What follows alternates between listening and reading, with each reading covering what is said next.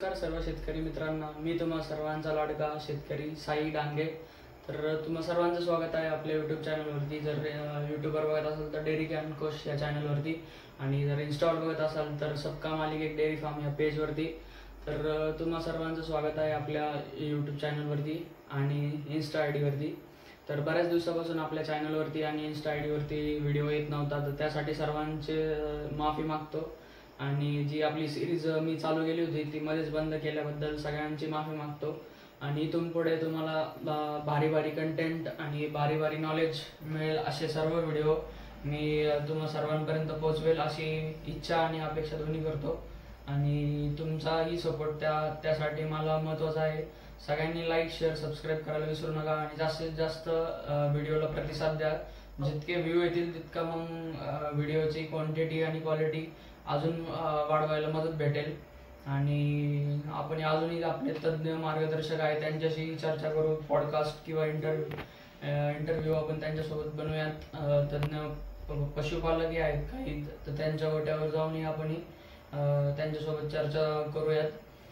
तर मी माझी मुलाखत म्हणजे माझं नाव साई मीनानाथ डांगे आहे आणि मी ब्रीडिंग कन्सल्टंट, फीडिंग कन्सल्टंट आणि मॅनेजमेंट कन्सल्ट करतो IDFA ग्रुप्सवरती आणि बऱ्याच शेतकऱ्यांनाही.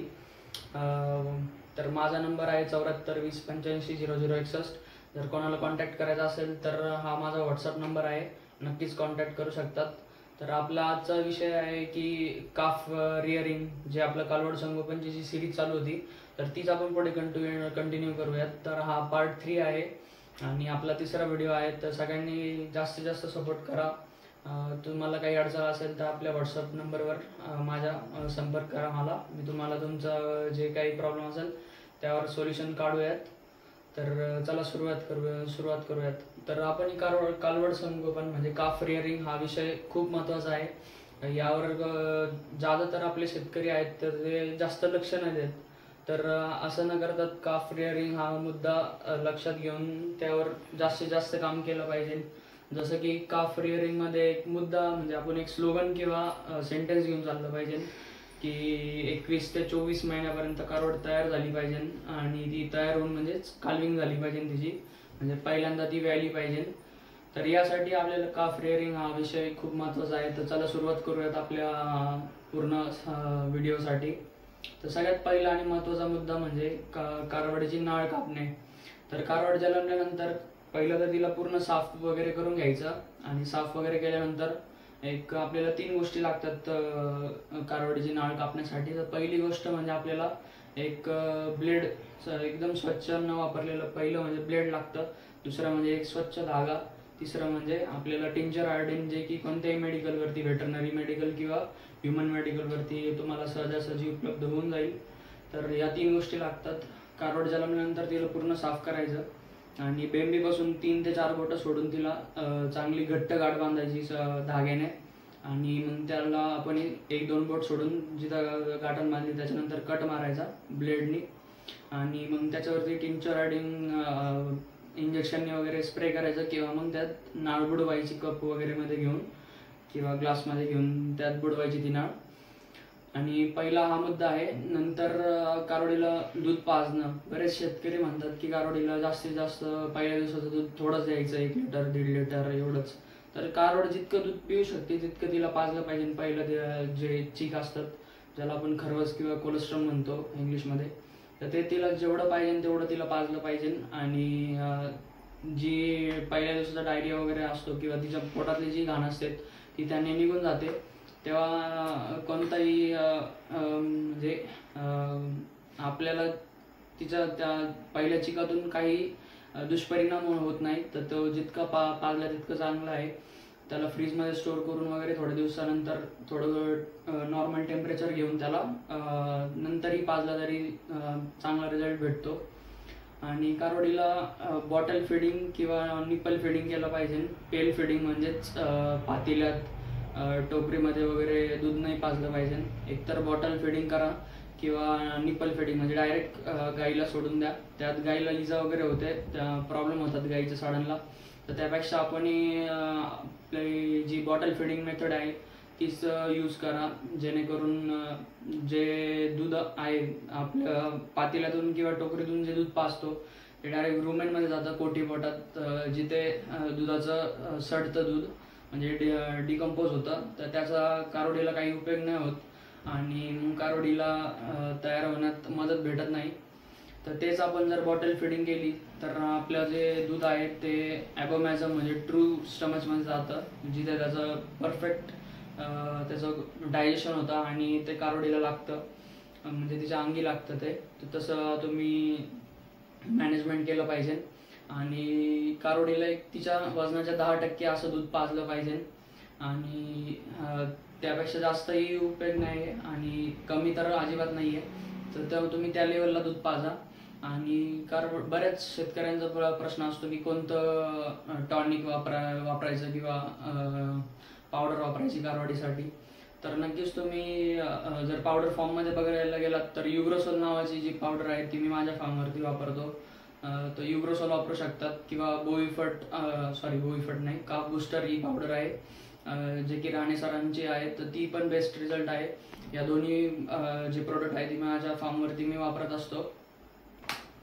तर शेतकरी मित्रांनो, ही युग्रोसोल पावडर आहे, हिचा दुधात आपण वापर करू शकतो. कारवाडीला चांगली ग्रोथ आणि तिची जी ओव्हरऑल हेल्थ आहे, जे मिनरल्स वगैरे तिला जे भेटत नाहीत गाईच्या दुधातून, तर ते याच्यातून आपल्याला भर पडते आणि तिला चांगली वाढ होण्यास मदत होते. तर नक्कीच तुम्ही युग्रोसोल म्हणा किंवा काफ बूस्टर जे की राणे सरांचं आहे, या दोन्हींचे बेस्ट रिझल्ट आहे. किंवा बोईग्रो, व्हेट्रिना कंपनीचं एक बोईग्रो म्हणून लिक्विड येतं, तर तेही तुम्ही वापरू शकतात. आणि अजून एक तुम्ही याच्यात ॲड करू शकतात, म्हणजे ज्यांना ते सोयीस्कर वाटेल त्यांनीच हे शेतकऱ्यांनी हा प्रयोग करावा त्यांच्या गोट्यात, की कारोडीला 10व्या दिवसा किंवा 11व्या दिवसापासून जर 1 ते 2 अंडे तुम्ही जर रोज दिवसातून रॉ अंड म्हणजे डायरेक्ट अंड फोडून दुधात मिक्स करून जर दिलं आणि बॉटल फिडिंगच करा त्यात तुम्ही दुसरं काही करू नका, डायरेक्ट तोंडात वगैरे घालून मग असं नका करू. तुम्ही बॉटल फिडिंगच करा, जेणेकरून ते ॲबोमॅझम या पोटात जाऊन त्याचं चांगलं डायजेशन होईल आणि तुमचा कारोडीला ते जास्तीत जास्त लागू होईल. चांगलं मिक्स करून दुधातच तुम्ही हे द्या, त्याचा चांगला रिझल्ट भेटेल. आणि दुसरं म्हणजे बऱ्याच शेतकरी मित्रांचं काही जे गावाकडचे ग्रामीण जे शेतकरी असतात ते कारोडीला खाद्य वगैरे डायरेक्ट जेव्हा पहिल्यांदा ती व्याली जाते तेव्हाच तिला खाद्य भेटतं. असं न करता तिला 10व्या दिवसापासून काफ स्टार्टर दिलं पाहिजे, जे की भरपूर साऱ्या चांगल्या कंपनी आहेत मार्केटमध्ये. मी जे यात कंपनीचं नाव घेतो तर यात कोणतंही पेड प्रमोशन नाही आहे किंवा मी कोणाला स्पॉन्सर करत नाही. जो माझ्या गोट्यात जेन्युइन जो रिझल्ट आहे तो तुम्हाला शेअर करतो आहे. तर काफ स्टार्टर तुम्ही कारगिल कंपनीचं यूज करू शकतात, गोदरेजचं, हिंदुस्तान फीड्स आणि बारामती ॲग्रो. तर अशा 4-5 चांगल्या कंपनी आहेत, तर यांचं तुम्ही स्टार्टर यूज करू शकतात. नक्कीच चांगले रिझल्ट आहेत.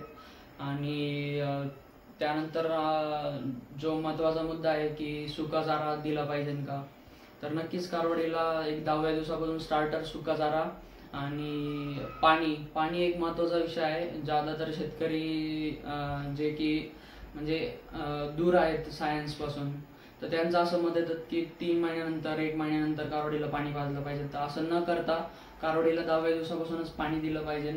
तिला पण रिक्वायरमेंट असते पाण्याची आणि त्यामुळे आपण नक्कीच कारवडीला पाणी दिलं पाहिजे 10व्या दिवसापासूनच. आणि बाकी त्यानंतर आपलं ग्रीन फॉडर, तर म्हणजे हिरवा चारा.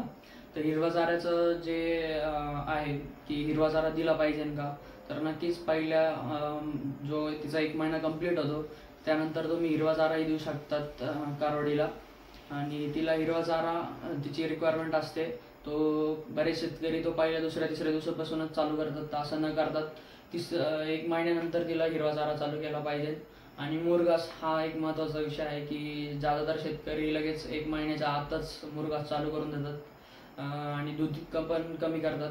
तर मुरघास हा जेव्हा रुमिनेशन म्हणजे तिची पचन क्षमता वाढते, जे की 6व्या महिन्यानंतर ज्यादातर म्हणजे 5व्या-6व्या महिन्यात ती चांगली सुधारायला चालू होते आणि त्यानंतरच आपल्याला मुरघास द्यायचा आहे. मुरघास हा फर्मेंटेड प्रोडक्ट आहे, जेणेकरून तो एवढ्या छोट्याशा कारवडीला तो पचन नाही होऊ शकत. तर आपण ही कारवडीला मुरगा 6व्या महिन्यानंतरच द्यायचा आहे, जेणेकरून तिला तो चांगला पचेल.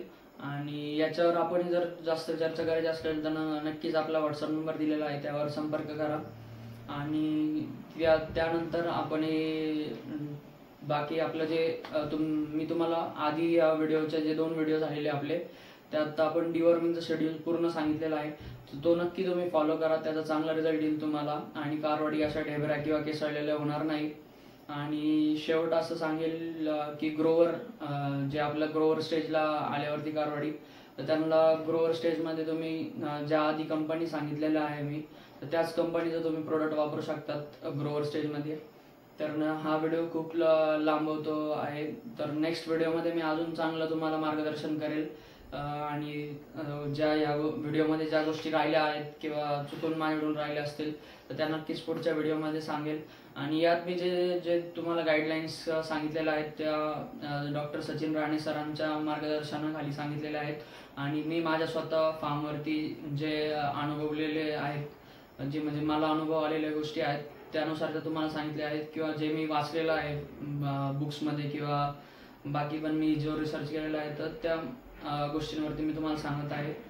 तर नक्कीच हा तुम्ही पॅटर्न फॉलो करा, तुमच्या गोट्यावरती चांगले रिझल्ट येतील. कारवडी 12 महिन्यापर्यंत लागवडीजोगा येतील.